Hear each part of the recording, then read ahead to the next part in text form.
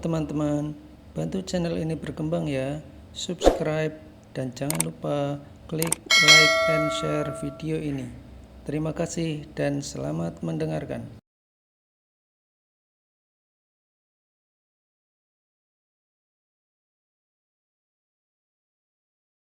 Bab ke-131. Rick menyapa para sahabatnya via panggilan video grup. Lian dan Kevin sudah bergabung, namun Antonio masih belum mengangkat telepon dari mereka. Halo Rick, wah makin ganteng saja kamu. Sapa Lian. Iya tambah ganteng dan manis kamu habis cukur ya. Sapa Kevin juga. Halo juga, bisa aja kalian ini, 2 hari yang lalu aku ke salon cukur rambut sekaligus perawatan wajah. Sahut Rick. Pantas saja, semakin glowing wajah kamu. Kata Kevin. Ya sekali-kali aku juga ingin melakukan perawatan untuk memanjakan diri.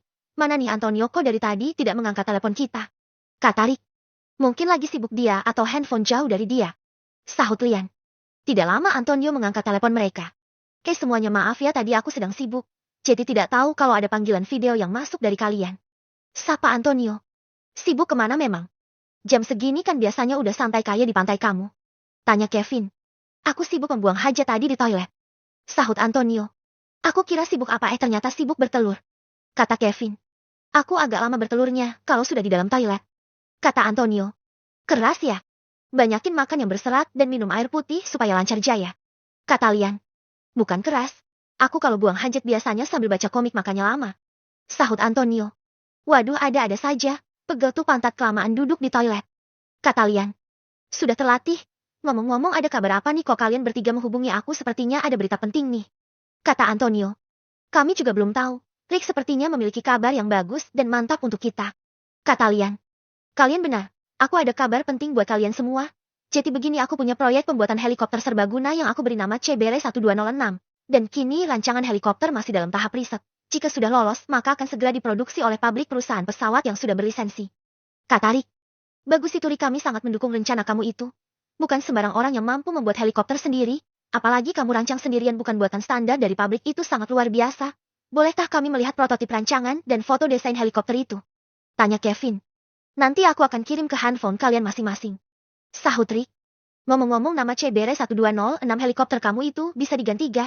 Cari nama yang lebih keren, misalnya Galaxy Magneto atau Atom Power gitu. Saran Lian. Nama itu sudah aku pertimbangkan dengan sangat matang. CB adalah singkatan dari capung besi, nah kalau Re singkatan dari Rick dan Ama. Sahut Rick. Boleh juga itu namanya gabungan dari singkatan jadi keren. Kata Lian. Kok capung besi Rick? Tanya Kevin. Kalau nyamuk besi kan jadinya lucu. Namanya juga helikopter itu lebih mirip sama capung. Canda Rick. Kok bisa Rick kamu terpikirkan untuk membuat helikopter sendiri? Tanya Antonio. Zaman sekarang kan perkembangan teknologi begitu sangat pesat. Dan aku juga terinspirasi dengan ilmuwan yang bekerja di negara kita. Dia merancang dan membuat mobil untuk militer hanya sendirian.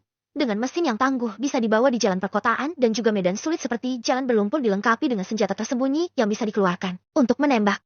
Kalau aku tertarik dengan alat transportasi udara, jadinya aku belajar membuat helikopter dari dia. Aku juga sering menelepon dia untuk bertanya-tanya tentang dunia permesinan. Sahut Rick. Kamu melampaui ilmuwan itu. Dia hanya membuat alat transportasi darat. Kamu malah membuat alat transportasi udara. Sangat hebat kamu Rick. Puji Antonio. Selain dari dia aku juga banyak belajar dari sumber lain. Mulai dari para profesor teknik elektro dan juga profesor yang ahli di bidang mekanik semuanya aku datangi. Sahut Rick. Mending kamu jadi ilmuwan saja Rick. Keahlianmu itu mungkin sangat dibutuhkan oleh negara. Hasil penemuan-penemuan kamu itu semuanya luar biasa. Kamu juga sering melakukan riset sendirian di laboratorium pribadi. Saran Antonio. Iya benar tuh. Coba lihat dari hasil kegabutanmu mulai dari membuat baju kaos anti peluru, mesin jahit otomatis artificial intelligence, program proteksi keamanan siber. Banyak aplikasi berguna juga yang kamu buat dan selain itu masih banyak lagi. Kamu sangat ahli dalam menghasilkan terobosan dan inovasi baru. Tambah Kevin. Aku cukup jadi pengusaha saja. Kalau jadi ilmuwan kayaknya tidak dulu deh. Semua hasil karya itu cuma hobi saja bagiku. Aku ingin hidup bebas dan melakukan apa saja tanpa tuntutan. Sahut Rick. Iya juga sih enak seperti itu tidak terfokus pada satu tujuan. Bisa terbang kemana saja sesuka hati kayak burung yang bebas. Kata Lian. Iya tuh enak seperti itu. Kami jadi tidak sabar ingin melihat hasilnya. Pasti keren kalau buatan helikopter milik kamu sudah berhasil dibuat nanti. Kata Kevin. Semoga saja hasilnya memuaskan.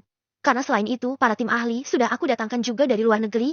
Nanti kalian bertiga akan aku ajak menemaniku jika aku mendatangi pabrik itu. Aku harus turun tangan juga agar tidak ada kesalahan sedikit pun dari proses pembuatannya. Kata Rick.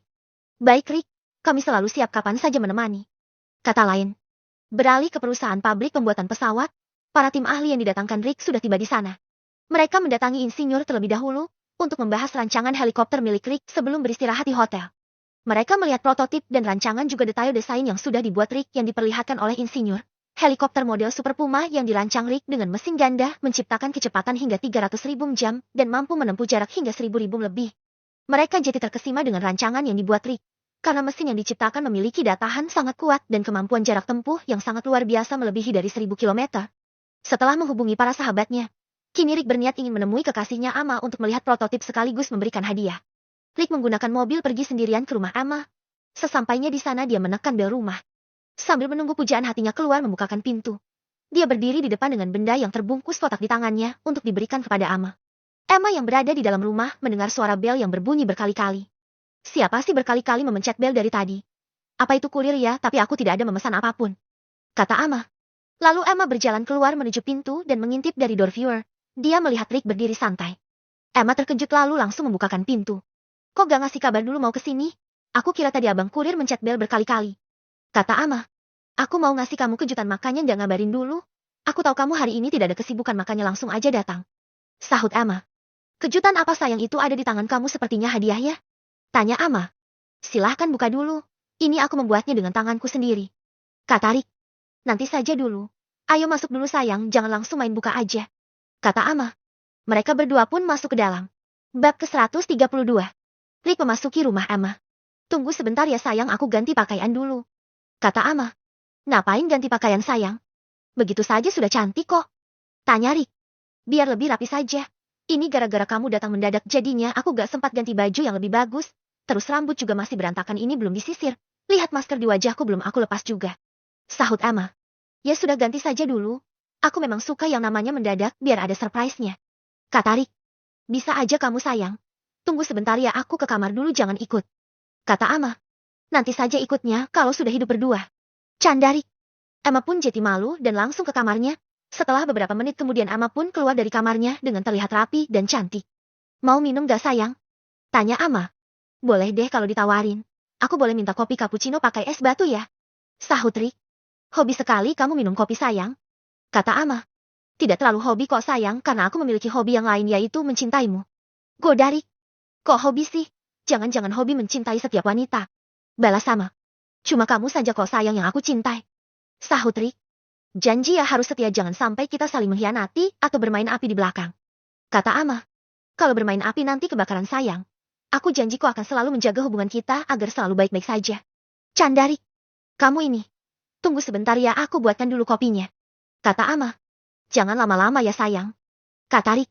Gak sabaran deh sayangku ini. Sebentar saja kok aku bikinkan kopi yang paling spesial buat kamu.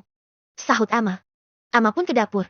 5 menit kemudian dia membawakan es kopi nikmat untuk Rick. Wah ini dia kopi yang aku tunggu-tunggu. Terima kasih ya sayang. Kata Rick. Sama-sama sayang silahkan dinikmati. Kata Ama. Ada topping bentuk cinta juga. Sangat estetik sekali. Puji Rick. Rick pun meminum kopi kesukaan dengan sedotan. Nikmat sekali ini kopinya sayang. Tapi ada yang kurang. Kata Rick. Kurang apa sayang?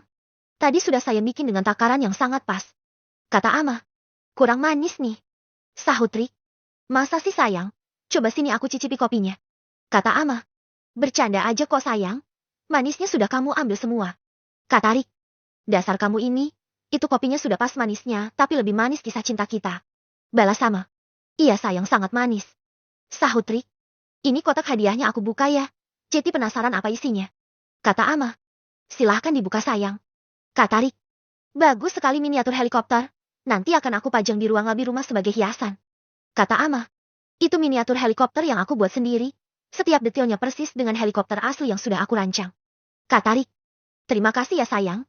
Jadi bagaimana pembuatan helikopternya? Tanya Ama. Sudah diprogres oleh pabrik produksi pesawat. Sambil mengerjakan mereka juga melakukan riset karena rancangan yang aku buat itu masih baru bagi mereka.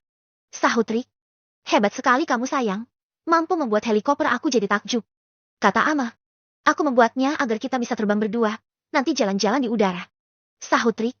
Bagaimana mengemudikannya sayang kalau kita berdua? Tanya Ama. Nanti aku akan belajar mengoperasikannya. Dan Merung akan aku ajak juga biar dia bisa jadi pilot untukku nanti. Sahut Rick. Belajar di mana sayang? Kan susah kalau mau belajar menerbangkan kendaraan udara harus di tempat khusus. Tanya Ama. Setiap orang bisa menjadi pilot tanpa harus belajar terbang di sekolah penerbangan yang formal. Untuk menjadi seorang pilot, kita hanya membutuhkan keberanian untuk berada di ketinggian. Nah, nanti kami akan belajar di Flying Club City FCC. Ini adalah tempat yang mengajarkan masyarakat umum untuk bisa menerbangkan pesawat. Tempat itu bukan merupakan sebuah perusahaan, melainkan merupakan komunitas tempat orang-orang yang hobi menerbangkan pesawat. Sahut Rick. Aku juga ingin belajar jadi pilot sayang, boleh ya? Kata Ama. Nanti sekalian juga aku ajak kamu sayang. Sebelum belajar, kita harus memiliki keahlian berkomunikasi dan keberanian. Komunikasi menjadi hal yang sangat penting. Karena ketika menerbangkan pesawat, seorang pilot harus bisa berkomunikasi dengan menara pengawas. Misalnya, kita mau terbang mengelilingi kota, maka harus mendapat izin dulu dari menara pengawas kota pusat. Kata Rick. Ngeri-ngeri sedap sih kalau berada di ketinggian. Sepertinya aku tidak berani deh sayang menerbangkan helikopter. Kata Ama. Radi katanya mau belajar menerbangkan helikopter. Kok sekarang takut? Kamu harus berani. Nanti saat pertama belajar pasti akan ketagihan. Dicoba dulu sayang. Kata Rick. Berawal dari coba-coba lama-lama jadi ketagihan. Nanti kalau aku mau terbang terus bagaimana? Tanya Ama. Tidak apa-apa. Kamu bisa memakainya kapan saja kalau mau. Sahut Rick. Tidak terasa waktu sudah siang karena terlalu asyik berdua. Rick pun mengajak Emma makan di luar. Sudah siang ini ya kok tak terasa ya? Kata Ama. Ia tidak terasa kalau kita berdua. Serasa waktu berjalan begitu sangat cepat. Bagaimana kalau kita makan siang ke restoran yang ada di dekat sini? Ajak Rick. Bagaimana kalau aku yang memasak makanan untuk kita makan siang berdua? Tawar Ama. Boleh sayang. Tentu aku sangat senang memakan masakan spesial dari kamu. Ngomong-ngomong mau masak apa? Tanya Rick. Aku mau masak sayur brokoli dengan ayam kalkun oven dilumuri keju. Sahut Ama. Mendengarnya saja aku jadi ngiler. Pas sekali makan ayam kalkun ditemani keju yang meleleh. Keju itu adalah kesukaanku. Wah, makan siang kali ini pasti terasa sangat istimewa deh. Kata Rick. Oleh karena itu aku memakai keju karena itu salah satu makanan favorit kamu. Di dapur sudah tersedia keju Swiss Premium untuk disulap menjadi makanan nikmat sebagai menu makan siang kita. Aku ke dapur dulu ya. Kata Ama. Baik sayang. Aku akan duduk manis menunggu di sini. Sahut Rick. Emma pun pergi ke dapur untuk mulai memasak. Setengah potong ayam kalkun dia bersihkan. Kemudian memotong sayur brokoli, bawang putih, bawang merah, dan beberapa bumbu-bumbu lain sambil memanaskan air dalam panci untuk merebus sayur. Emma begitu sangat senang dan antusias sekali memasak makanan untuk Rick. Selain jago dalam musik, Emma juga jago memasak. Dia sering belajar memasak dari buku dan acara televisi memasak. Di sela menunggu hidangan makan siang, Rick membuka smartphone-nya untuk mengecek bursa saham global dan melihat nilai pertumbuhan investasi klub sepak bola miliknya yang semakin naik karena banyaknya pemain bintang yang berharga selangit didatangkan. Selain itu, Rick juga membuat stasiun televisi resmi klub sepak bolanya agar lebih prestisius. Bab ke-133. Di Thailand, pasukan Karta Lemur di bawah pimpinan Billy sudah bergerak melakukan perjalanan dengan misi penyerangan ke markas persembunyian kartel Martinez yang dipimpin Greek. Dengan membawa banyak anggota pasukan bersenjata, mereka melakukan serangan mendadak yang dijadwalkan pada dini hari. Jalan yang ditempuh cukup sulit karena melewati hutan dan jalan berlumpur. Di tengah perjalanan, salah satu mobil mereka mengalami trouble. Mesin yang overheat menimbulkan asap dari dalam kap mesin. Kerusakan itu membuat mereka berhenti sejenak untuk melakukan perbaikan. Waduh bos, siapa yang bakar-bakar sate malam-malam begini? Tanya anak buah bernama Mantap. Kamu ini blun ya, mana ada yang bakar-bakar di hutan begini? Sahut Lemur. Siapa tahu ada yang berkemah jadi ada acara bakar-bakar makanan. Sahut Billy. Mustahillah ada yang berkemah di hutan belantara begini. Kata Lemur. Setan kali yang ada berkemah di sini. Kata anak buah bernama Tang. Ini bukan bau bakar-bakar sate, tapi mesin kita yang berasap. Coba kita berhenti sebentar untuk melihatnya dulu. Kata Billy. Mereka pun berhenti mengecek kondisi mobil dengan membuka kap mesin. Ini si overheat mesinnya. Wah, pasti gara-gara si Manta tidak mengeceknya dahulu sebelum berangkat. Air radiatornya belum dia tambah. Hei sini kamu. Kata Lemur dengan emosi. Ada apa bos? Tanya Mantap. Kamu ini pura-pura goblok atau pura-pura lupa? Yang jelas tugas kamu itu memastikan mobil ini sudah siap dan tidak ada kendala sebelum berangkat. Kata Lemur. Maafkan saya bos, tadi lupa. Kebanyakan mobil yang diperiksa, jadinya ada satu yang ketinggalan belum dicek. Sahut Mantap. Dasar beban kamu ini. Kata Lemur sambil memukul kepala anak buahnya si Mantap di wajah hingga berdarah. Ampun bos, saya tidak akan mengulanginya lagi. Saya akan bertanggung jawab, ini segera saya perbaiki. Sahut Mantap. Dia sempat ketiduran tadi bos, makanya lupa memeriksa mobilnya. Kata Tang mengadu. Gara-gara mereka bos menghabiskan kopi jadinya saya ngantuk. Belum sempat minum kopi buat mendongkrak ini mata. Sahut Mantak. Banyak alasan kamu. Ayo cepat perbaiki sekarang juga. Kata Lemur. Mantak pun mulai memperbaiki mobil. Kalau begini kita bisa terlambat nih bos. Kata Billy. Iya, kalau waktu perbaikannya lama, nanti jadinya jadwal penyerangan kita bisa tertunda. Sahut Billy. Semoga saja bisa cepat diperbaiki. Soalnya kalau melewati waktu dini hari agak beresiko kita melakukan penyerangan. Karena waktu subuh mereka pasti sudah ada yang bangun. Kata Lemuro. Sedangkan di negara Rick, hasil riset dan uji coba rancangan dari mesin dan kerangka helikopter sudah selesai.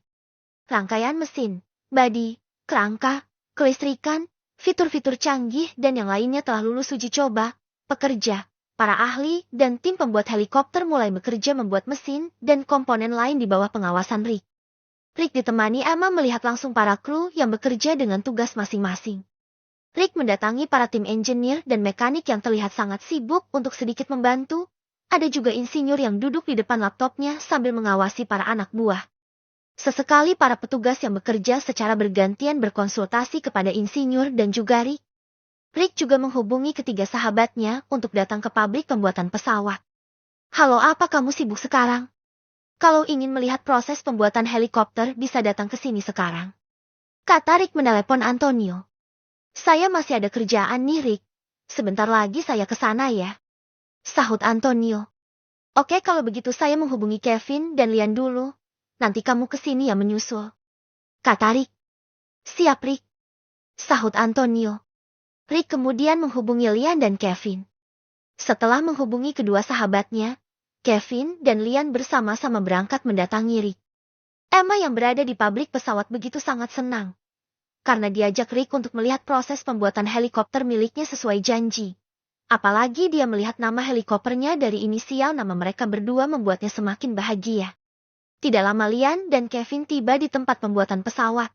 Lalu mereka memasuki tempat tersebut dan ketika masuk ke dalam mata mereka sudah terpana dengan banyaknya pesawat berjejer rapi di ruang display depan. Wah, hebat sekali ini, ada banyak sekali pesawat yang bagus dan mantap. Boleh dong kalau pulang kita bawa satu. Kata Kevin. Saya juga mau punya seperti. Ada berbagai macam pesawat dan helikopter di sini. Seandainya saya punya uang banyak, saya ingin membeli pesawat yang berukuran kecil itu. Sahut Lian sambil menunjuk.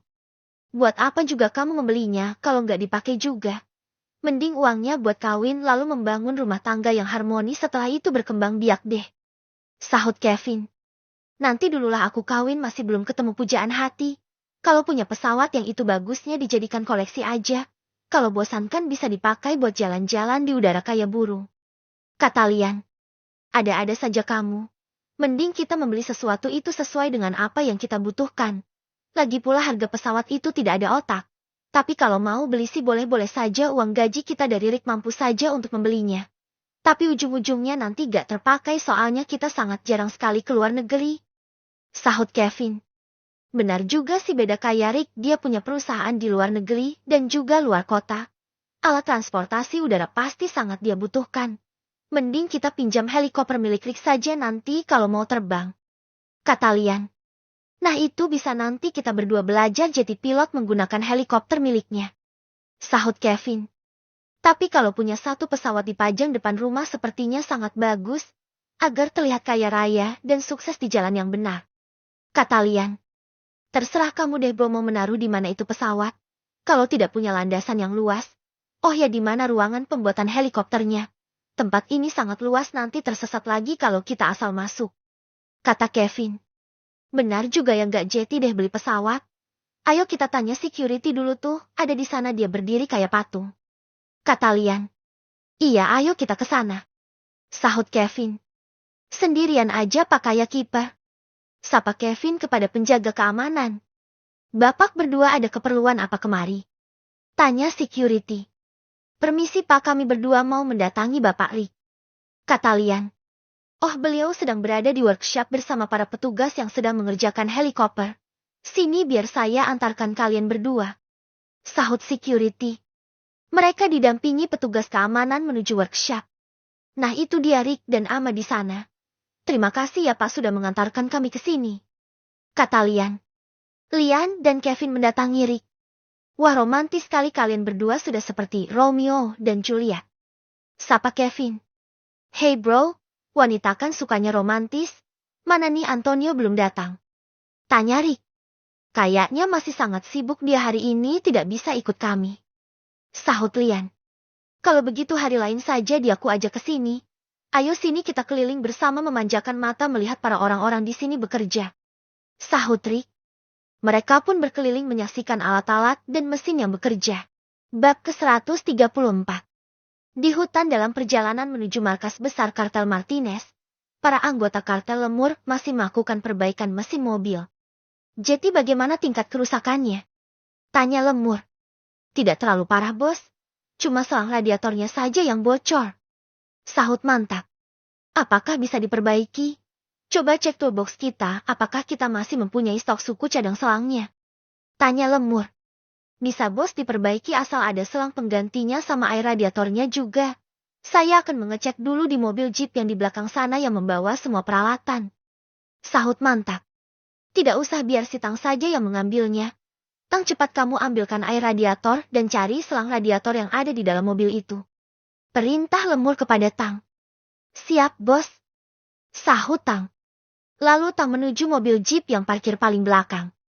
Nah ini dia bos airnya dan ini juga selang radiatornya yang baru, kata Tang sambil menenteng jerigen. Loh kok air itu? Parah kamu Tang air radiator saja tidak tahu, sahut mantap. Dasar tolol kamu itu jerigen bensin bukan air radiator. Dasar otak udang kamu gak bisa baca ya, sudah jelas setiap jerigen ada tulisannya, kata lemur memarahi. Bos ini gimana sih saya kan memang gak bisa baca, sahut Tang. Iya juga ya kamu itu buta huruf. Ya sudah Mantat saja yang mengambilnya, kata lemur. Mantat pun mengambil air radiator kemudian kembali melanjutkan memperbaiki mobil. Selagi menunggu para anggota yang lain, sebagian ada yang tidur dan ada juga menghisap tembakau. Lama juga ya dia memperbaiki. Untuk mengusir rasa bosan yang melanda mari kita isap-isap manja dulu, kata Lu. Iya aku juga ingin menghisap nih. Bagi dong itu rokok minta satu ya, sahut Dangda. Minta? Beli dong, sahut Lu. Dasar pelit, minta sebatang saja kok gak mau ngasih. Paru-paru sudah cemberut ini butuh asap manis rokok, sahut Dangda. Nah ini buat kamu. Aku cuma bercanda kok, kata Lu. Bercandanya gak lucu.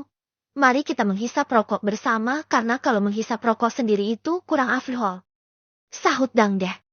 Mereka pun ngebul bersama ditemani teman setia yang bernyala diam tak bersuara. Nikmat sekali bro.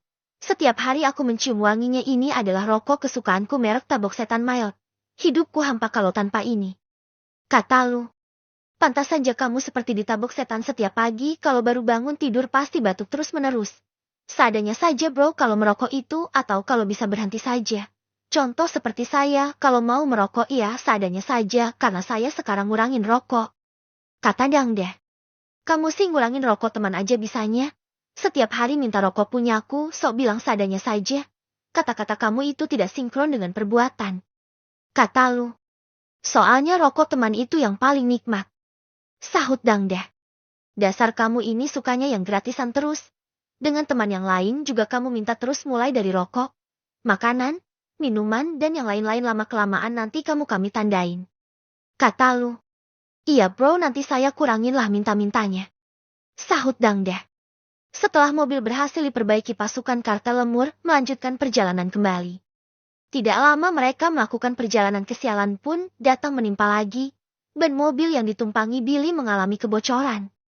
Namun situasi receh itu dengan mudah mereka atasi karena sudah membawa ban cadangan. Setelah ban diganti mereka kembali melanjutkan perjalanan dengan kecepatan penuh. Karena waktu sudah memasuki dini hari jam 3:30. Waktu yang dibutuhkan untuk sampai ke tujuan diperkirakan kurang lebih setengah jam lagi. Sedangkan di negara Rick, helikopter milik Rick sudah jeti 50%. Rick yang berada di workshop perusahaan pesawat sedang merakit komputer dan fitur-fitur canggih yang akan ia pasang untuk ruang pilot. Rick menambahkan juga fitur autopilot dan sistem pertahanan canggih yaitu pendeteksi serangan peluru, roket, bom, dan lain-lain. Selain itu, pendeteksi bencana alam, cuaca juga ditambahkan. Selain itu, sistem tenaga surya juga ditambahkan untuk menjadi energi tambahan. Panel surya akan menangkap sinar matahari dan menyimpannya sebagai bahan bakar cadangan jika terjadi kondisi darurat saat kehabisan bahan bakar. Para pekerja semua banyak yang terkesima melihat kepintaran Rick merangkai sistem komputer dan elektro yang ia rancang sendiri. Begitu juga insinyur yang berpengalaman mengakui kehebatan Rick yang mampu menciptakan penemuan baru berupa fitur-fitur yang sangat canggih. Luar biasa penemuan Anda ini, Tuan Rick. Puji insinyur. Saya hanya mencoba menuangkan apa yang ada di dalam pikiran saya saja. Sahut Rick. Jika penemuan Anda ini berhasil, maka akan sangat membantu bagi sekitar, karena ada sistem pendeteksi bencana alam dan cuacanya. Kata insinyur. Memang itulah yang saya inginkan, membantu orang lain agar mengetahui kalau akan ada bencana alam, sehingga dapat mempersiapkan diri untuk menghadapi bencana tersebut. Sahut Rick. Anda sungguh-sungguh jenius, Tuan Rick. Apa Anda tidak tertarik dengan grup peneliti dunia? Banyak para peneliti yang ingin bergabung namun tidak sembarang orang bisa masuk. Sepertinya dengan kejeniusan Anda akan dengan mudah bergabung dengan para peneliti dunia. Tanya insinyur. Saya lebih suka meneliti seorang diri, Pak. Karena saya tidak berfokus pada penelitian saja, tapi saya juga seorang pengusaha. Jawab Rick. Begitu ya. Hebat bukan cuma peneliti, tapi juga pengusaha. Saya yakin pasti usaha-usaha Anda sangat maju. Sahut insinyur. Ya begitulah, Pak. Kata Rick. Sementara itu, di Thailand para anggota bersenjata kartel lemur sudah mendekati markas persembunyian Martinez yang dipimpin Rick. Di dalam kegelapan dan keheningan suasana hutan pada waktu yang hampir memasuki fajar. Mereka melambatkan kendaraan untuk mencari titik aman pemantauan sebelum melakukan aksi penyerbuan. Billy memerintahkan untuk berhenti karena pada jarak 3 km mereka memasangi alat pendeteksi. Stop dulu, bos. Di sini ada terpasang alat yang mendeteksi. Jika kita melewati, maka alarm mereka di sana akan berbunyi tanda siaga. Kita harus menghancurkan alat itu dahulu. Kata Billy. Di mana alat itu? Canggih juga ya pertahanan mereka, bukan main itu si Martinez. Sahut lemur. Saya akan meminta bantuan Tang untuk mencarinya di sekitaran pohon yang besar. Martinez punya banyak uang hasil korupsi, makanya dia sanggup membeli alat canggih pendeteksi itu. Kata Billy. Dasar biadab itu, orang untung ada kamu yang pernah menjadi anggota mereka, jadinya sangat membantu. Kata lemur. Setelah ini kita harus waspada juga karena mereka ada memiliki tower penjaga. Teropong canggih milik mereka sangat mudah untuk melihat kita dari kejauhan. Jika ketahuan maka lampu sorot itu akan mengarah kepada kita dan para penembak siap memberondong peluru dengan sigap. Sahut Billy. Tenang saja. Kita akan tumbangkan nanti para penjaga tower itu menggunakan penembak jitu. Saya memiliki 2 anggota yang sangat ahli sniper. Kata lemur. Bagus. Saya akan memimpin para anggota dulu untuk mencari keberadaan alat deteksi itu. Kata Billy. Billy pun ditemani para anggota mulai mencari alat pendeteksi dan mulai akan menyabotasenya. Bab ke-135. Helikopter milik Rick sudah selesai 100%. Rick sangat senang rancangan helikopter yang dia buat sekarang sudah selesai. Rick berencana menggunakan untuk momen spesialnya melamar Emma nanti. Insinyur menghubungi Rick memberitahu kalau helikopternya sekarang sudah bisa selesai. Halo Rick. Kata insinyur. Halo Pak. Bagaimana perkembangan pembuatan helikopter? Tanya Rick. Semua sudah rampung 100% Rick. Sekarang sudah bisa dicoba jika kau ingin mencoba. Kata insinyur. Benarkah? Kalau begitu sekarang saya akan ke sana untuk mencobanya. Kata Rick. Rick begitu senang mendengar berita ini. Dia menghubungi sahabat-sahabatnya. Dia melakukan grup VC. Setelah beberapa saat Antonio, Kevin, dan Lion mengangkat visi dari Rick. Hai Rick, ada apa? Tanya Kevin. Iya, ada apa? Tanya Antonio. Hai teman-teman, aku hanya ingin mengajak kalian untuk mencoba helikopter baruku. Aku baru saja mendapatkan kabar kalau helikopter yang aku rancang sudah selesai 100% dan boleh dicoba hari ini. Apa kalian ingin ikut? Tanya Rick. Wah, jangan ditanya. Aku sudah pasti ikut. Jawab Lian. Aku juga. Luar biasa helikopter yang kamu rancang sudah selesai. Aku sudah tidak sabar ingin ikut mencobanya Rick. Sahut Antonio. Aku tidak akan melewatkan ini Rick. Jam berapa kita harus ke sana? Tanya Kevin. Kalau sekarang bagaimana? Untuk pekerjaan kalian, suruh yang lain menghandle untuk sementara dulu. Setelah itu langsung ke tempat pembuatan pesawat ya. Perintah Rick. Baik Rick. Sahut mereka bertiga. Setelah itu Rick mematikan fetch-nya. Dan bersiap-siap pergi ke tempat pembuatan helikopternya. Setelah siap dia keluar kamar dan hendak menuju garasi. Mau kemana Rick? Tanya Felicia. Mau ke tempat pembuatan helikopter Bu? Tadi Rick mendapatkan kabar kalau helikopter yang Rick rancang sudah selesai dibuat. Kata Rick. Jetty sudah bisa dipakai sekarang helikopternya. Tanya Felicia. Hari ini percobaannya Bu. Ini Rick mau ke sana mau mencoba terbang menggunakan helikopter itu. Sahut Rick. Wah luar biasa. Apakah ayah dan ibu boleh mencoba helikopter itu nanti Rick? Tanya Felicia. Tentu boleh Bu. Kapanpun ayah dan ibu mau memakai silahkan. Ayah dan ibu bebas memakainya. Semua yang Rick miliki adalah milik kalian juga. Baiklah Rick pergi dulu ya Bu. Kata Rick. Kamu nyetir sendiri atau bersama Merung? Tanya Felicia. Aku akan pergi bersama Merung Bu. Sahut Rick. Hati-hati di jalan. Bilang sama Merung jangan ngebut-ngebut di jalan. Kata Felicia. Baik ibuku sayang. Nanti aku bilang sama Merung. Kata Rick. Rick langsung ke garasi dan Merung sudah standby di sana. Kemana kita hari ini bos? Tanya Merung. Antarkan aku ke tempat pembuatan helikopter. Sahut Rick. Baik bos. Kata Merung. Mereka langsung pergi menuju tempat pembuatan helikopter. Sesampainya di tempat pembuatan helikopter, Rick dan Merung dibuat takjub dengan penampakan helikopter yang terlihat gagah dan super elegan terparkir di dalam tempat tersebut. Bagaimana tampilan akhir helikopter ini, Rick? Tanya insinyur. Sangat luar biasa, Pak. Terlihat gagah dan elegan sekali. Sahut Rick. Ayo kita masuk ke dalam. Kita lihat fitur-fitur yang ada di dalam helikopter. Apakah sudah sesuai dengan keinginan atau ada yang perlu ditambahkan lagi? Kata insinyur.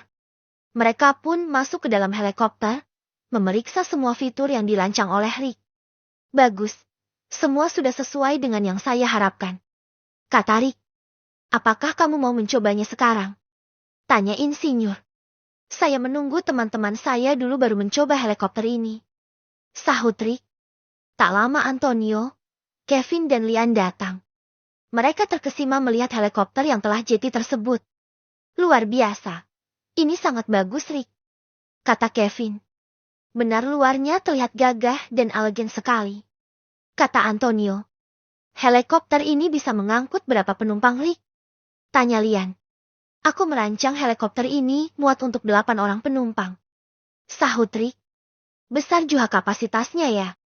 Kata Lian. Benar. Jetty bisa mengangkut kita semua. Sahut Rick. Kalian harus lihat dalamnya juga. Dalamnya lebih canggih lagi. Kata insinyur. Mereka semua pun masuk melihat fitur-fitur yang ada di dalam helikopter. Siapa yang merancang fitur-fitur ini, Pak? Semua sangat canggih dan anti peluru pula. Ini sangat aman untuk setiap perjalanan. Kata Antonio. Fitur ini, Rick sendiri yang merancangnya. Kata insinyur. Luar biasa kamu, Rick. Kamu sudah mempersiapkan semuanya dari kenyamanan hingga keamanan kamu pikirkan. Kata Antonio. Aku ingin menciptakan kendaraan yang aman untuk membawaku kemanapun aku pergi. Kenyamanan dan keamanan adalah hal yang paling penting yang perlu diperhatikan. Sahut Rick. Apa kalian sekarang mau mencoba menerbangkannya? Saya akan memanggil pilot dan menyuruh para pekerja untuk mengeluarkan helikopter ini ke lapangan luar terlebih dahulu. Tanya insinyur. Baik, kami akan mencobanya sekarang. Kata Rick. Mereka semua pun mencoba terbang mengudara menggunakan helikopter rancangan Rick untuk pertama kalinya. Setelah puas mengudara mereka pun mendarat lagi. Luar biasa ini pengalaman pertama aku naik helikopter. Kata Antonio. Sama Ton, ini pengalaman pertamaku juga. Sahut Kevin. Iya, kalau naik pesawat sudah pernah. Kalau helikopter aku juga pertama kalinya ini. Sahut Lian. Dengan helikopter akan sangat mudah kalau mau pergi kemana saja. Tidak perlu takut kena macet lagi. Kata Antonio. Benar. Akan bebas macet. Paling burung yang menghalangi. Sahut Lian. Burung sekali klakson juga minggir. Sahut Merung.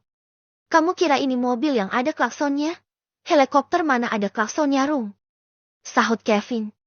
Mereka semua tertawa mendengar helikopter ada klaksonnya. Untuk merayakan sudah jadinya helikopter rancangan saya. Bagaimana kalau kita pergi makan-makan? Kalian bebas memilih tempatnya. Nanti saya yang bayar semuanya. Wah, saya paling senang kalau makan-makan. Kata Merung. Kamu itu ya, Rung? Paling suka makan-makan. Tapi lihat perutmu yang semakin maju itu. Kata Antonio. Nanti setelah makan kita bakal lemak dengan olahraga. Sahut Merung. Bagaimana kalau kita BBQ aja di Villa Rick? Lebih asik daripada makan di restoran. Usul Kevin. Bagaimana, Pak? Apa Bapak bisa ikut? Tanya Rick. Wah, maaf Rick, sepertinya saya tidak bisa ikut makan-makan bersama kalian. Karena ada janji dengan anak dan istri saya mau makan malam bersama malam ini. Kata insinyur. Tidak apa-apa, Pak. Sahut Rick. Nanti diwakilkan oleh para pekerja yang lain saja ya. Kata insinyur. Baik, Pak. Semua yang terlibat dalam proses pembuatan helikopter ini saya ajak untuk makan-makan nanti. Kata Rick. Oke Rick. Apakah kamu masih mau mencoba helikopter ini? Tanya insinyur. Sepertinya cukup untuk hari ini, Pak. Sahut Rick. Baiklah Rick. Kalau gitu saya kembali ke workshop dulu. Kata insinyur. Pak, tolong kabari teman-teman semua kalau nanti malam akan diadakan Oesta BBQ di villa saya. Kata Rick. Baik Rick. Nanti saya akan mengabari pada teman-teman kalau akan diadakan pesta BBQ di villa kamu. Kata insinyur. Baik Pak. Kalau begitu kami pamit juga untuk mempersiapkan pesta BBQ nanti. Kata Rick. Baiklah Rick. Kata insinyur. Rick dan teman-teman langsung pulang menuju Villa Rick untuk mempersiapkan pesta BBQ untuk perayaan selesainya pembuatan helikopter rancangan Rick malam nanti. Bab ke-136. Setelah berhasil menyabotase alat deteksi keamanan milik kartel Martinez, kini pasukan kartel lemur bergerak terus maju. Ayo maju jalan. Setelah sekitar 300 meter kita parkirkan semua mobil di sini. Perintah Billy. Kenapa harus parkir, Bill? Apakah biaya parkir di sana mahal? Tanya Dangda. Mungkin gratis itu parkir, tapi kalau pulang harus bayar. Karena di mana-mana ada banyak tukang parkir gaib. Sahut Mantak. Harga parkir sangat mahal, semahal kebodohan kalian semua. Emangnya ini toko kelontong? Kata lemur memarahi para anak buahnya yang belum tingkat dewa. Ngapain juga sih bos Anda dulu merekrut anak buah seperti mereka? Tanya Billy dengan heran. Mereka itu dulu tidak sebodoh sekarang, tapi semenjak overdosis mengkonsumi barang makanya otaknya agak konslet. Sahut lemur. Pantas saja, tapi mereka anak buah yang paling enak disuruh. Kalau ada perintah sangat cepat respon mereka. Kata Billy. Itulah kelebihan mereka, makanya saya tidak mengeluarkan mereka dari anggota. Karena selain itu, mereka berani mati dan maju paling depan kalau terlibat perkelahian. Sahut lemur. Mereka pun semakin bergerak maju dan ketika jarak yang ditentukan sudah pas, Billy memerintahkan untuk berhenti. Stop, kita taruh mobil di sini dan akan bergerak maju dengan jalan kaki. Karena para penjaga tower pasti melihat keberadaan kita jika menggunakan mobil. Perintah Billy. Namun ada satu mobil anggota mereka yang ngeyel dan tetap maju ingin melewati jarak yang sudah ditentukan. Ban mobil itu pun ditembak oleh lemur dan Billy sehingga tidak dapat berjalan maju lebih jauh lagi. Dasar tuli, kamu tidak mendengarkan perintah Billy ya, buat apa kamu maju ke sana? Lemur memarahi. Remnya agak keras nih bos, sepertinya mau blong. Karena saya sudah sepenuh hati menginjak rem pedal namun mobilnya terus berjalan. Sahut anak buah. Bikin geleng-geleng kepala saja, kenapa mobil kita selalu bermasalah? Kata lemur dengan heran. Ya sudah, apalagi yang harus kita lakukan ini? Billy, plan apa yang akan kita jalankan terlebih dahulu? Tanya lemur. Kita gunakan pelana dulu bos. Para anggota akan berpencar maju dengan pelan. Sedangkan penembak jarak jauh kita yang berjumlah 4 orang ini akan bertugas menembak para penjaga tower. Kita lakukan ini bersamaan. Sahut Billy. Jika gagal bagaimana? Karena jika peluru tidak tepat sasaran maka pasti akan ketahuan para penjaga tower, maka akan gagal serangan senyap kita ini. Tanya lemur. Pasti akan berhasil serangan hantu kita ini. Jika masih saja tetap gagal, maka plan B itu, kita akan baku tembak dengan para penjaga depan. Lalu pelempar bom granat serta bom asap akan maju lebih dahulu berlari ke depan. Sahut Billy. Para anggota yang bertugas melempar bom pun menjadi sedikit ketakutan. Karena mereka akan siap dikorbankan jika plan A gagal. Siap-siap copot jantung kalau kita maju lebih dahulu karena jika Apes maka nyawa kita jadi setoran. Kata pelempar bom berbicara kepada pelempar bom asap. Semoga saja para sniper kita berhasil menembak serentak para penjaga tower itu. Kalau gagal maka kita akan jadi korban seperti bidak catur. Sahut pelempar bos asap. Hei kalian ngapain berdua ngerumpi kayak ibu-ibu? Dengarkan kalau Billy sedang menyusun strategi. Kata lemur memarahi para pelempar bom. Maaf bos, saya berbicara kepadanya ngasih tahu kalau ada banyak nyamuk yang hinggap di pipi dia. Sahut pelempar bom. Banyak alasan kamu kayak orang ditagih hutang. Kalau bisa kalian semua mulutnya diam jika Billy berbicara. Kata lemur marah dengan suara yang lantang. Semua anak buah lemur pun terdiam membisu mendengarkan lemur marah-marah. Aduh si bos kok marah-marah terus dari tadi kayak mami kok saja. Gumam mantap. Has diam nanti kedengaran bos kamu kena semprot lagi. Kau tegur Tang. Setelah mendengarkan lemur mengomel mereka pun kembali fokus kepada strategi penyerangan. Para penembak yang sangat ahli bersiap menembak dan membidik para penjaga tower. Sebagian penjaga ada yang tertidur berdiri memudahkan para penembak untuk mengeksekusi. Ini pas sekali waktu untuk menembak mereka yang berjaga. Karena waktu dini hari pasti mata para penjaga sangat berat. Kata penembak. Siap hitungan sampai 3. Tembak para penjaga tower dan penjaga pintu.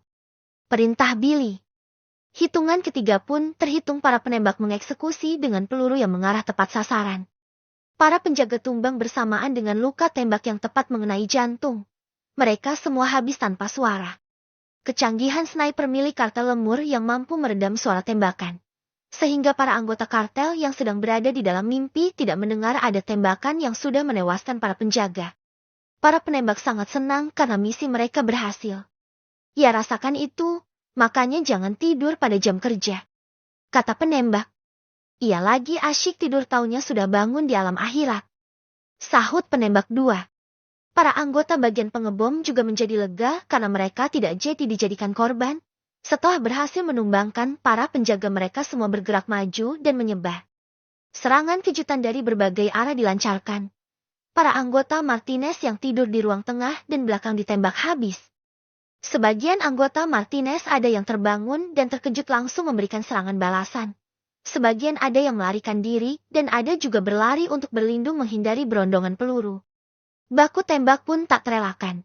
Namun karena jumlah kartel lemur yang lebih banyak, karena unggul sudah menghabisi para anggota Martinez yang tidak sempat melawan karena tidur akhirnya memenangi adu tembak.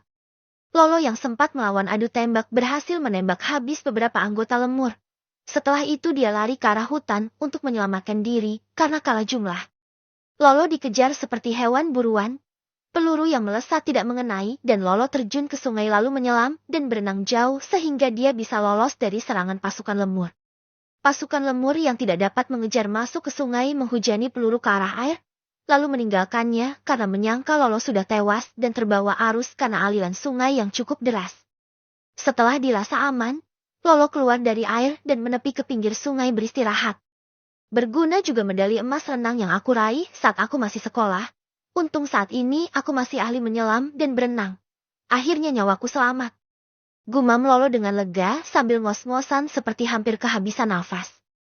Lolo berhasil selamat dari serangan pasukan lemur. Karena dia sangat ahli dalam berenang dan merupakan seorang pemegang medali emas cabang renang olimpiade.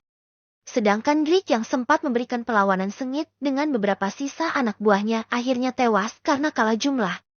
Kartel Martinez pun dikalahkan. Kini kartel lemur menguasai markas milik mereka. Misi serangan kartel lemur akhirnya sukses walaupun banyak anggota mereka juga yang habis. Kartel lemur sekarang menjadi penguasa jalur narkoba wilayah kota negara Thailand. Bab ke-137.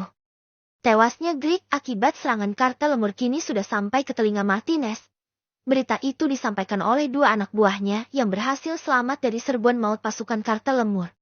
2 anak buahnya berhasil melarikan diri dari serangan brutal dan membabi buta yang terencana begitu matang.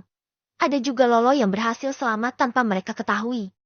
Pemimpin kartel Martinez beserta anak buahnya banyak yang tewas walaupun sempat memberikan perlawanan. Akibat para penjaga tower dan pintu masuk yang habis terkena sniper dan para anggota yang masih lelap tertidur membuat mereka kecolongan. Dua anggota kartel Martinez yang masih tersisa berhasil menyampaikan kabar tersebut kepada bosnya Martinez yang sedang bekerja di kantor pemerintahan. Lapor bos, markas persembunyian kita sudah diserang oleh pasukan lemur. Sepertinya anggota yang tersisa hanya kami berdua saja. Kami sudah sempat memberikan perlawanan. Namun karena serangan mendadak di waktu banyak anggota yang tertidur membuat kami bisa mereka kalahkan. Kata Lo melaporkan. Brengsek gara-gara Billy berkhianat yang jeti dalangnya. Kalau bukan karena dia pasti kartel lemur tidak akan pernah bisa menemukan markas kita. Jeti Mr. Greek juga sudah habis. Tanya Martinez. Bos Greek sudah habis juga. Benar Billy tadi yang memimpin serangan mendadak itu.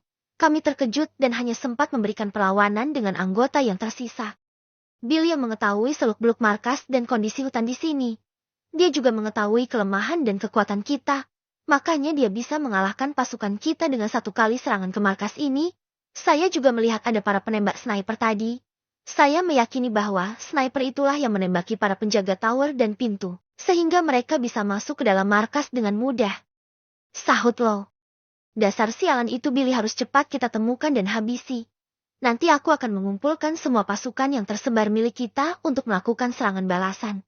Aku berencana akan mengirim mata-mata untuk masuk ke dalam kartel mereka, agar kita bisa menyusun strategi penyerangan. Ternyata dia belum tahu dengan siapa dia berhadapan. Aku sang penguasa wilayah jalur kartel terbesar di negara ini. Kata Martinez dengan emosi yang tinggi. Markas persembunyian kita telah mereka kuasai bos. Bagaimana kami berdua sekarang tinggal di mana? Tanya Lo.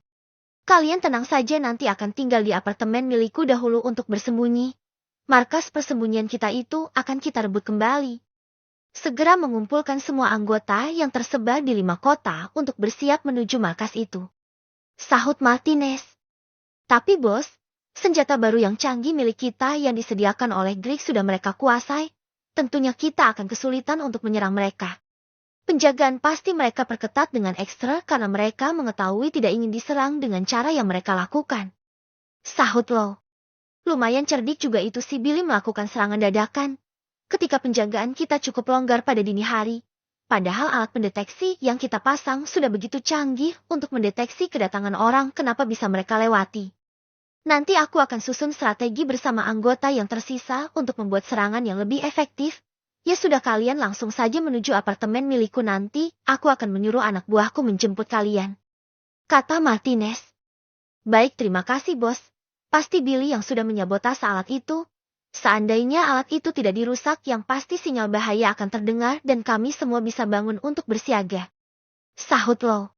Ya sudah kamu kirim saja lokasi biar saya mengirimkan anak buahku untuk menjemputmu sekarang juga.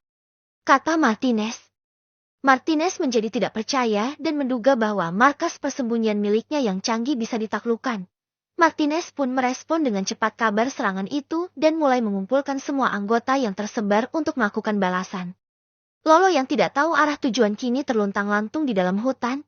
Dia lemas dan kelelahan akibat berjalan terlalu jauh entah kemana. Menghubungi Martinez juga tidak bisa karena dia tidak membawa alat komunikasi. Akhirnya dia memilih keluar dari hutan mencari pemukiman untuk mencari sesuatu yang dimakan. Capek sekali ini keliling di hutan tidak ada satupun menemukan sesuatu untuk dimakan. Perut sudah berdiskoria ini. Aku harus keluar dari hutan ini untuk nyari makan, siapa tahu ada kebun orang di dekat pemukiman atau desa. Terlalu lama di hutan nyari makan takutnya aku yang dimakan binatang buas. Ingin makan, malah dimakan. Gumam Lolo. Setelah menelusuri hutan dan berhasil keluar akhirnya dia menemukan desa. Dan berniat ingin membeli makan di warung makan. Karena saat dia memeriksa kantong celana ada menemukan uang. Nah ini dia ada desa mungkin orang-orang di sini tidak mengetahui kalau aku seorang buronan. Aku cek dulu di dalam kantong celana sepertinya ada uang. Jackpot! Ternyata ada uang di dalam kantong sini ngumpet. Ini sih cukup untuk makan 1 bulan. Gumam Lolo. Lolo pun berjalan menuju warung makan dan memesan makanan untuk mengisi perutnya yang sudah kosong. Saat pesta BBQ di Villa Rick menyampaikan kepada semua orang yang ada di sana kalau dia perlu pertolongan mereka untuk menyiapkan sebuah kejutan lamaran yang mewah dan membuat Emma tidak akan melupakan momen tersebut. Semua orang yang ada di pesta BBQ bersedia membantu menyiapkan sebuah kejutan untuk esok. Rick memberitahu semuanya tentang rencana bagaimana kejutan yang akan dibuat kepada semuanya. Rencana Rick yaitu ingin mengajak Emma terbang menggunakan helikopter baru milik Rick lalu melamarnya saat di atas udara nanti. Dan ada tulisan besar yang bertuliskan Will you marry me? Yang sekiranya dapat dibaca dari dalam helikopter yang sedang terbang nantinya. Semua orang bersedia membantu agar acara lamaran Rick dapat berjalan dengan lancar. Setelah acara BBQ mereka mulai mempersiapkan semuanya dengan sampai esok hari dan dirasa persiapan sudah siap 100% siap. Rick langsung menghubungi Ama. Halo sayang. Iya halo. Ada apa sayang? Apakah hari ini kamu sibuk? Hari ini jadwal aku mengajar les piano. Memangnya ada apa? Apakah les pianonya bisa diliburkan? Aku mau mengajak kamu untuk mencoba helikopter baru. Memangnya sudah jeti 100% helikopternya? Iya sudah jeti. Sudah bisa dicoba. Apa kamu mau menemaniku mencobanya? Tentu.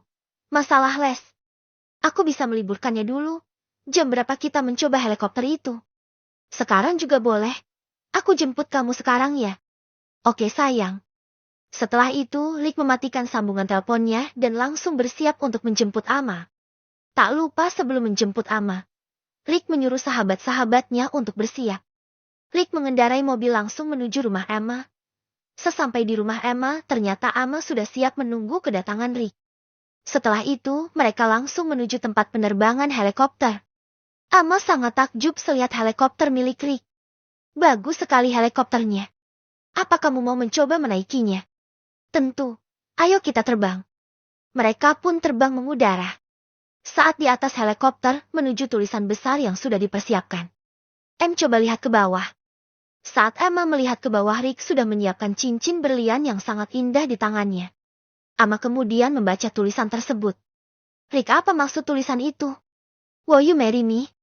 Sambil Rick mengacungkan cincin ke hadapan Emma. Emma menangis terharu melihat kejutan yang diberikan oleh Rick. Yes. Itu Rick. Rick langsung memasangkan cincin berlian tersebut di jari manis Emma.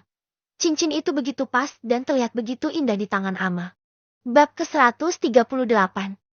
Saat Lolo memasuki desa dan duduk manis di kedai makan, orang-orang tidak ada yang mengetahui bahwa dia seorang buronan. Lolo memesan makan kepada penjaga kedai. Pak, tolong buatkan saya makanan berat, saya lapar sekali ini dari tadi malam belum makan. Pesan Lolo. Kalau yang berat makan batu saja Om.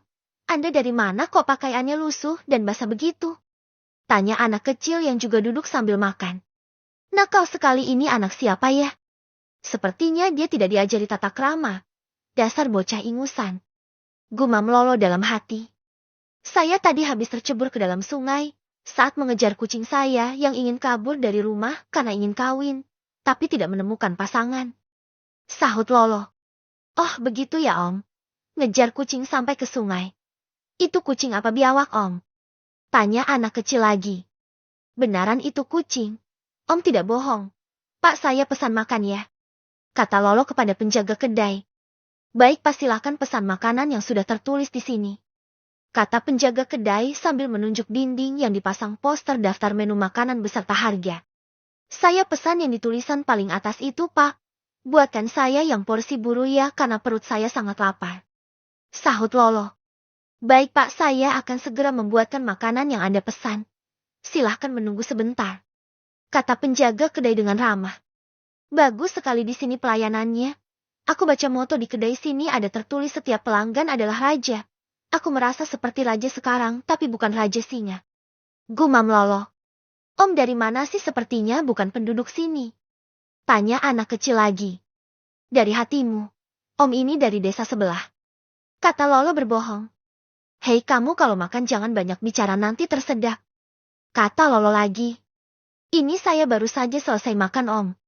Sahut anak kecil. Setelah anak kecil itu selesai makan, dia pun membayar dan langsung pulang. Saat ingin berjalan pulang, dari kejauhan anak kecil itu melempar petasan ke arah kaki Lolo yang sedang duduk menunggu pesanannya. Lolo tidak sadar dari belakang ada anak kecil yang bandel itu mengerjainya. Bau apa ini?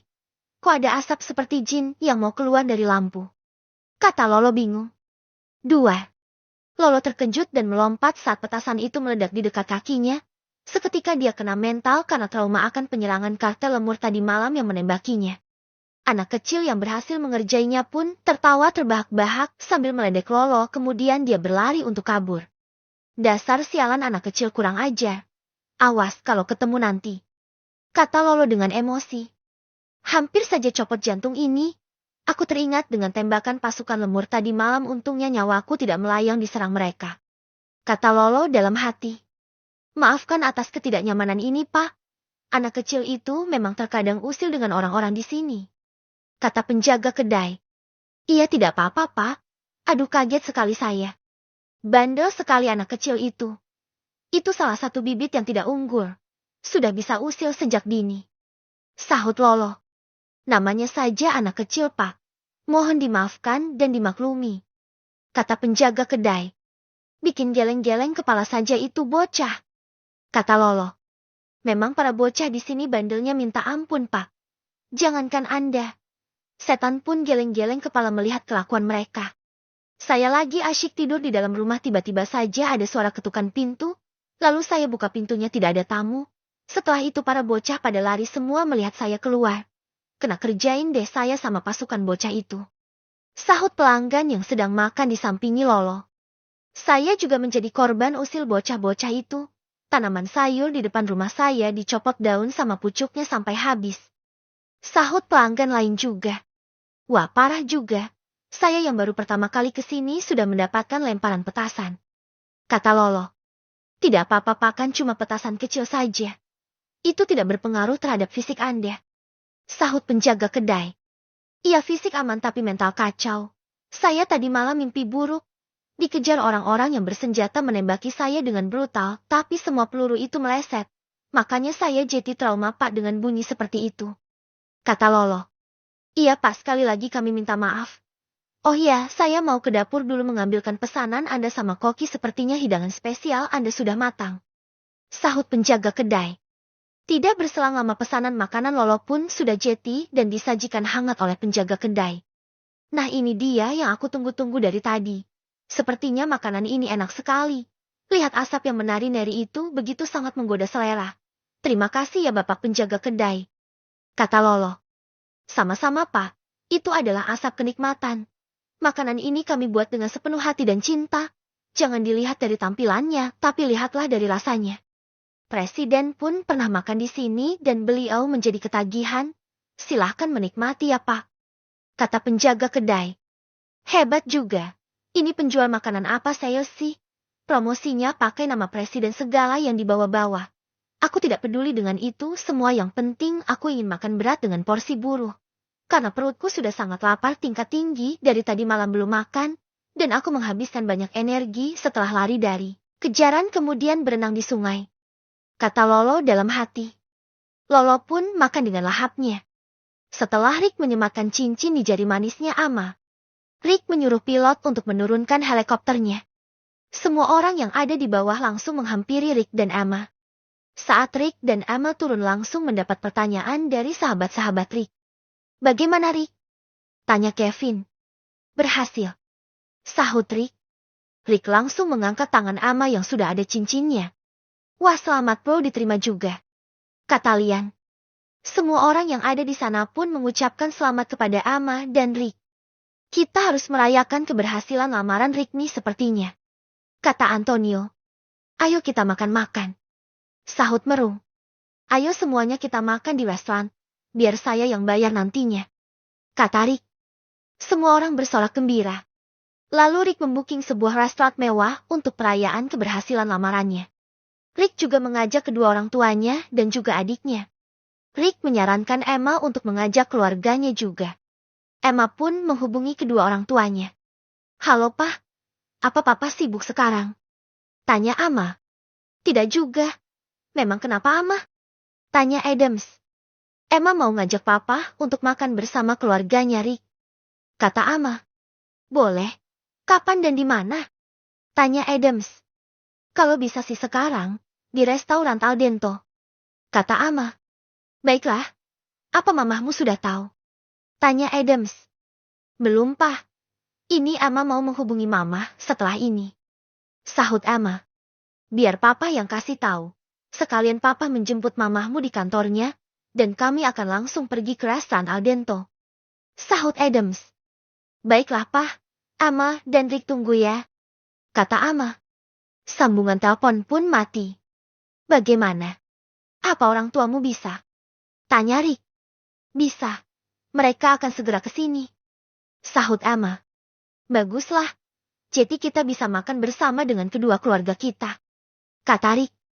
Rick, aku sungguh tidak menyangka hari ini kau akan melamarku. Aku sangat bahagia sekali. Ini adalah hari terindah dalam hidupku. Terima kasih sayang.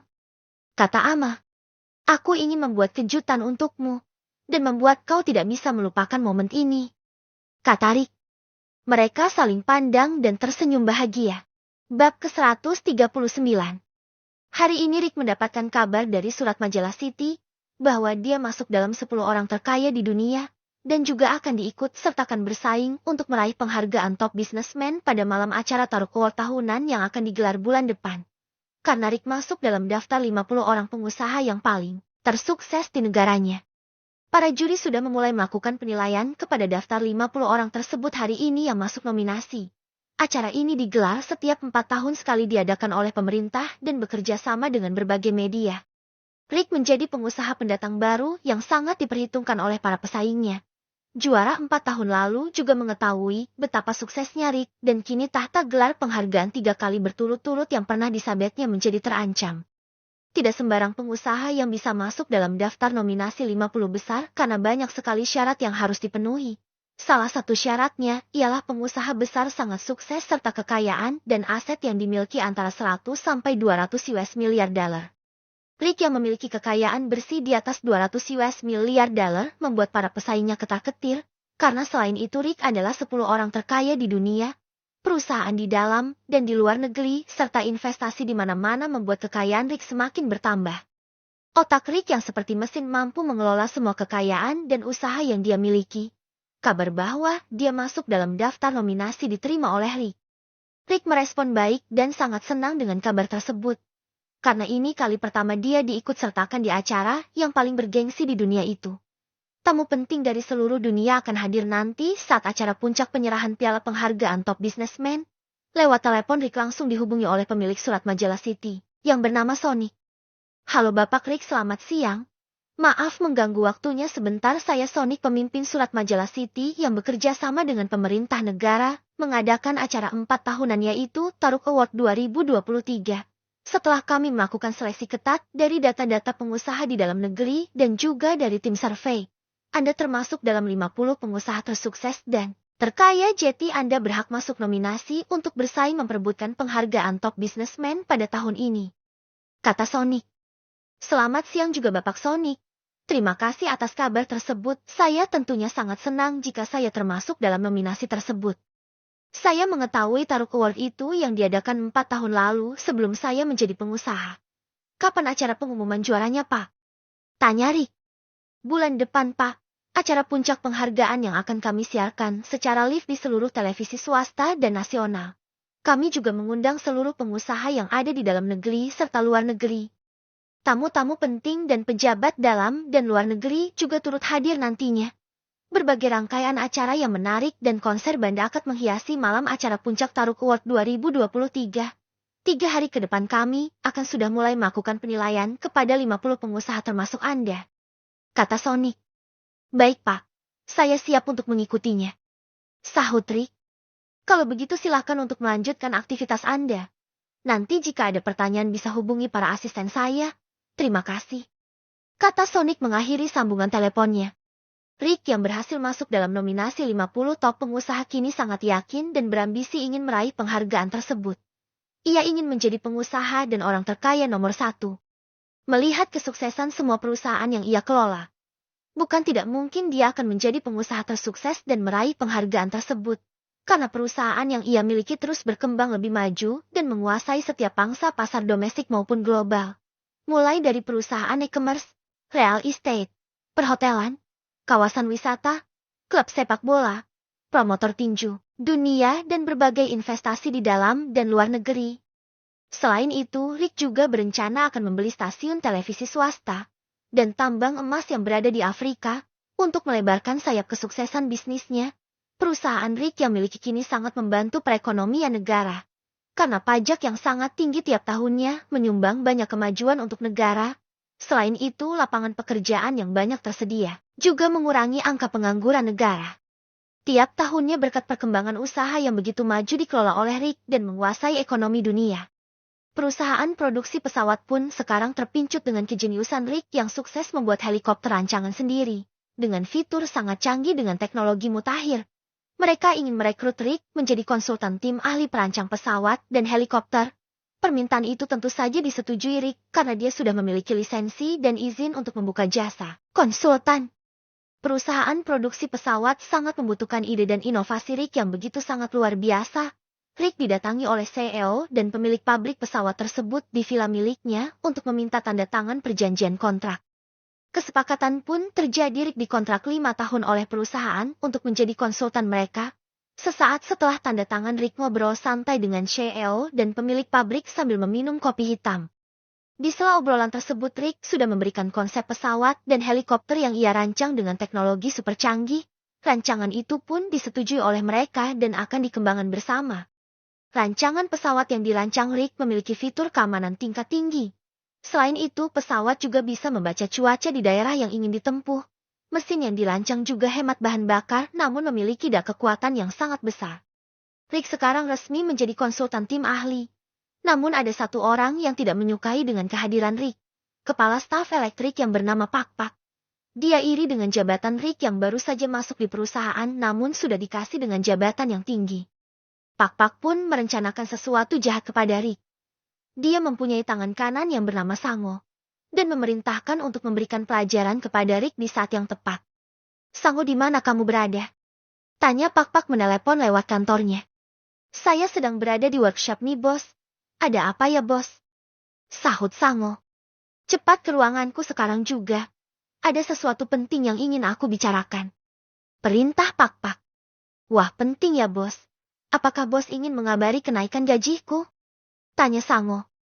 Kamu ini banyak tanya. Cepat sekarang juga ke sini. Kalau urusan naik gaji biar berapapun akan aku kasih naik kalau kinerja kamu itu bagus. Sahut Pak Pak. Baik Pak Bos, saya akan segera ke ruangan Anda. Kata Sango. Mau kemana, bro? Ini pekerjaan kita masih banyak, kamu mau main kabur saja. Kata pekerja lain. Kamu ini buruk sangka terus. Saya dipanggil bos nih, disuruh menghadap. Sahut Sango. Oh begitu ya? Saya kira kamu mau bolos lagi. Kata rekan kerja Sango. Saya sudah tobat tidak bolos lagi, sudah dapat surat peringatan. Nanti kalau bolos lagi malah out saya ditendang perusahaan. Sahut Sango. Ya sudah kalau kamu mau ke ruang Bapak Pak Pak. Kata rekan kerja. Sango pun meninggalkan pekerjaannya sementara dan menuju kantor kepala staf elektrik. Bab ke-140. Keberangkatan Joe ke Amerika Serikat kini tinggal menghitung hari saja. Segala persiapan sudah Joe disiapkan dengan matang dan sempurna. Hari ini seperti biasa dia melakukan aktivitas rutin, yaitu melatih anak-anak dan juga latihan tinju bersama rekan-rekannya. Setelah selesai melatih anak-anak berlatih tinju, dia menyempatkan latihan sebentar bersama rekan ditemani pelatihnya. Hei Joe, tidak terasa sebentar lagi kamu akan berangkat ke Amerika ya? Kata rekan sambil berlatih dengan Joe. Iya, aku semakin bersemangat saja hari ini, rasanya tidak sabar ingin ke sana untuk mengikuti seleksi di bawah manajemen lebar. Lebar boxing. Sahut Joe. Semoga saja kamu lulus seleksi dan bisa memasuki divisi 2 tinju itu. Setelah masuk divisi 2 kamu harus juara agar bisa promosi ke divisi utama. Kau harus keluarkan semua hasil latihan keras selama berada di sini. Modal yang kamu punya sudah sangat cukup untuk menggebrak saat seleksi. Kata rekan memberikan semangat. Iya bro, aku sudah sangat siap dan matang untuk berkompetisi di sana. Impianku sejak kecil ingin menjadi petinju kelas dunia. Aku tidak akan menyia-nyiakan kesempatan ini. Aku akan memberikan yang terbaik sepenuh jiwa dan ragaku agar bisa lolos seleksi dan menjadi juara divisi 2. Lalu promosi ke divisi utama dan bergabung bersama para petinju kelas dunia dari berbagai negara. Sahut Joe. Aku yakin kamu pasti bisa, Joe. Selama aku mengenal dirimu, aku banyak belajar darimu yang tidak pernah pantang menyerah dan memiliki semangat yang berapi-api. Tapi kamu harus tetap rendah hati dan jangan terlena jika sudah berada di atas, karena angin kencang akan siap berhembus kapan saja lalu menjatuhkan dirimu. Ingat pesanku, tetap berhati-hati. Sahut pelatih. Baik Pak, aku sangat banyak berterima kasih kepada kamu. Aku sudah menganggap dirimu seperti ayahku dan juga orang-orang yang berada di sasana ini adalah keluarga. Di sini aku menemukan kebahagiaan dan hangatnya seperti lingkungan keluarga. Semenjak orang tuaku meninggal dan menjadi yatim piatu yang tidak punya apa-apa. Kamu hadir sebagai malaikat penolong dan mengajakku untuk tinggal bersama sampai sekarang. Aku belum bisa membalas semua kebaikanmu, hanya ucapan terima kasih yang bisa aku berikan saat ini. Kata Rick kepada pelatihnya. Aku sudah menganggapmu seperti anakku sendiri, dan aku akan memberikan semua yang terbaik mengorbankan segalanya demi kamu. Aku yang hidup sebatang kara, setelah kematian istri dan anakku yang masih kecil aku menjadi orang yang kesepian. Namun semuanya terobati setelah aku menemukan dirimu dulu saat kau masih kecil. Aku melihatmu seperti malaikat yang akan menemani hari-hariku menggantikan anakku yang sudah pergi ke surga. Sahut pelatih. Siapa yang menaruh bawang di sini? Kata rekan latihan dengan mata yang berkaca-kaca. Bro, kisah ini mengandung bawang. Sahut Joe. Iya bro, kisah perjuangan hidup kamu sangat menginspirasi. Kamu memang orang yang kuat sejak kecil dan tahan banting meskipun tanpa orang tua. Kamu kuat dengan segala ujian menimpa dan tidak pernah putus asa dengan keadaan. Kamu juga orang yang mandiri sejak kecil. Kata rekan. Iya bro, aku belajar kuat untuk menerima keadaan. Inilah jalan hidup dan takdir yang sudah ditentukan harus dijalani dengan sepenuh hati. Sahut Joe. Iya bro, kalau kamu sudah tinggal di Amerika nanti, kapan-kapan aja kami ya ke sana untuk menjenguk dan menonton kamu bertanding. Kata rekan. Tentu aku tidak akan melupakan kalian. Aku akan mengajak kalian semua dan Pak Pelatih juga ke Amerika. Nanti semua biaya itu aku yang tanggung.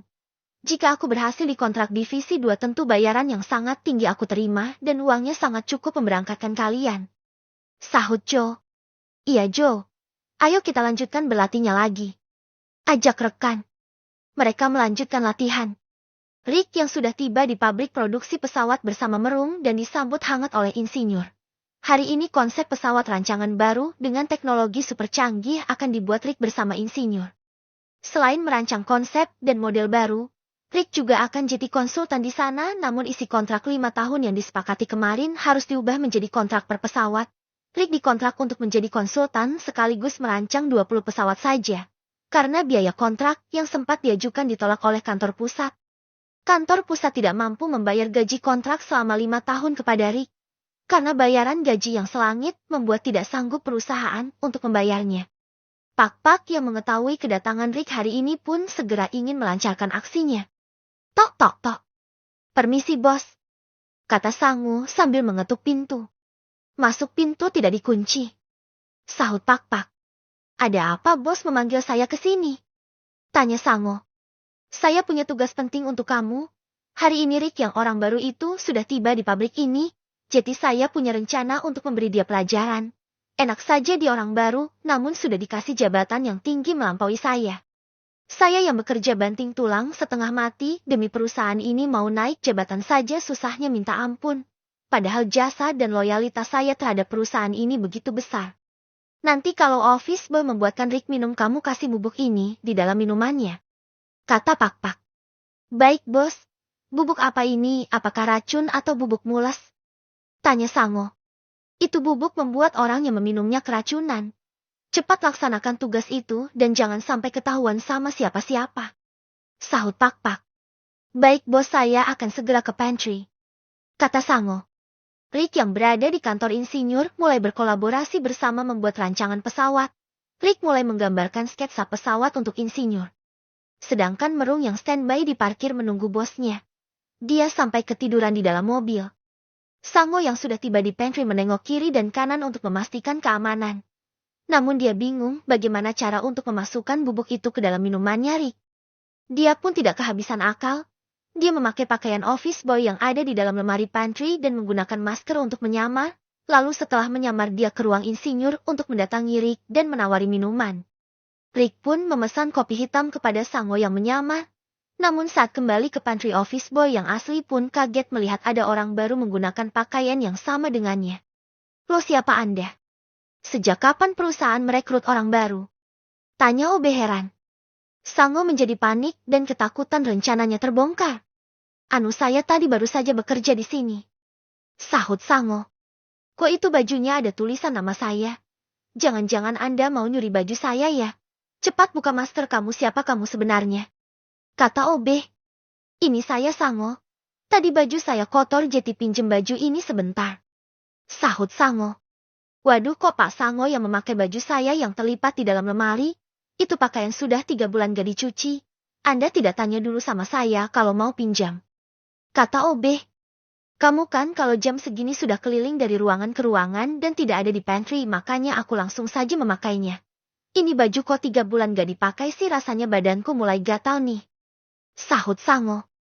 Iya, 3 bulan aku tidak lagi memakainya dan aku masukkan ke dalam lemari. Badanku sudah tidak muat lagi memakai itu baju.